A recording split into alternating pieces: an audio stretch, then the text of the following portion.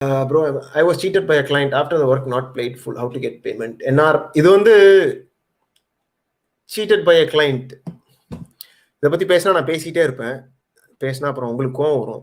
ஏன்னா எனக்கும் என்னுடைய ஃப்ரெண்டு, அதாவது பழைய லாங் டேர்ம் நண்பர் ஒருத்தருக்கும் இது மூலமாக ஒரு சின்ன வாக்குவாதம் வந்தது.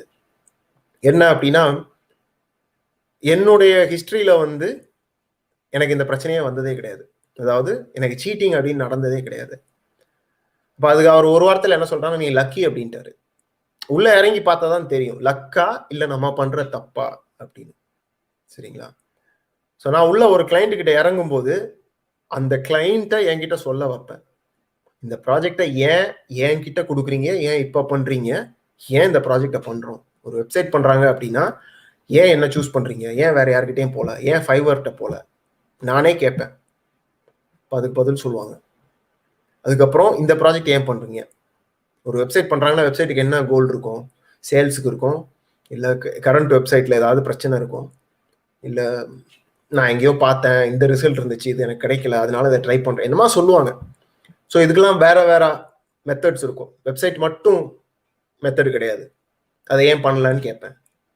ஸோ கடைசியில் என்னன்னா, நான் உள்ள இறங்கி நான் செய்ய போறது இவருக்கு உண்மையாவே முக்கியமான விஷயமா, சீரியஸா எல்லாம் பார்த்துட்டு தான் நான் வந்து ப்ராஜெக்ட் எடுப்பேன். ஸோ இதை பண்ணாதவங்க பல பேர் எல்லா வயசுலையும் எனக்கு தெரியும் கொடுக்க மாட்டேங்கிறாங்க, காசு கொடுக்க மாட்டேங்க. ஃபர்ஸ்ட் வந்து அட்வான்ஸ் வாங்குங்க. ஓகே, அட்வான்ஸ் வாங்கணும். அட்வான்ஸ் வாங்காம நீங்க வந்து வேலை செய்யக்கூடாது.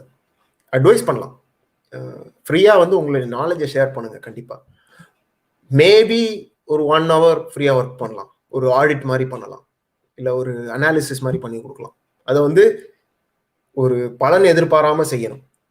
இல்லாட்டி வந்து நான் மறுபடியும் அப்புறம் சீட் பண்ணிட்டேன், நீங்க சொன்னீங்க நான் செஞ்சேன் எனக்கு கிடைக்கல, அப்படிலாம் கிடையாது. வந்து சர்வீஸ் மைண்டடா செய்யணும்.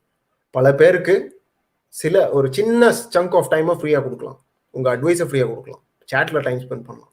இதெல்லாம் பண்ணி உள்ள கேர்ஃபுல்லா செலக்ட் பண்ணி உள்ள கொண்டு போனீங்க அப்படின்னா ஃபர்ஸ்ட் வந்து ஒரு அட்வான்ஸ் கேட்கும்போது இந்த பிரச்சனையே வராது. சரிங்களா? ஸோ ஐ வாஸ் சீட்டட் அப்படின்னு இதை வந்து ஒரு பர்சனல் ஸ்டோரியா எடுத்துக்காதீங்க. எடுத்தீங்கன்னா ஒரு தடவையும் இதனாலே உங்களுக்கு என்ன ஆகும் அப்படின்னா, நீங்க ஒரு கிளைண்ட்கிட்டையும் போகும்போது இது ஒரு பயமா இருக்கும். ஐயோ மறுபடியும் ஏமாத்திடுவானோ, நான் ஏமாற்றப்படுவேனோ அப்படின்னு உங்களுக்கு தோணலாம்.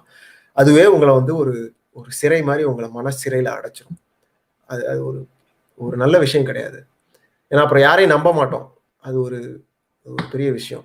ஸோ அதனால how to get my payment அப்படின்னா, நான் மெயினாக சொல்றது அப் ஃப்ரண்ட் 30%, மிடில் 30%, ப்ராஜெக்ட் முடிச்சோடனே 35%, அவ்வளோதான். சில பேர் அப் ஃப்ரண்ட் 50%, முடிச்சதுக்கப்புறம் 50% கொடுக்குறாங்க. இந்த மாதிரியும் பண்ணலாம். இதுதான் நீங்கள் செய்யணும். இது வெரி சிம்பிள். இது உங்களால் செய்ய முடியுமா அப்படின்னு நீங்கள் முதல்ல சொல்லுங்கள். சில பேருக்கு அந்த கான்ஃபிடன்ஸ் இருக்காது,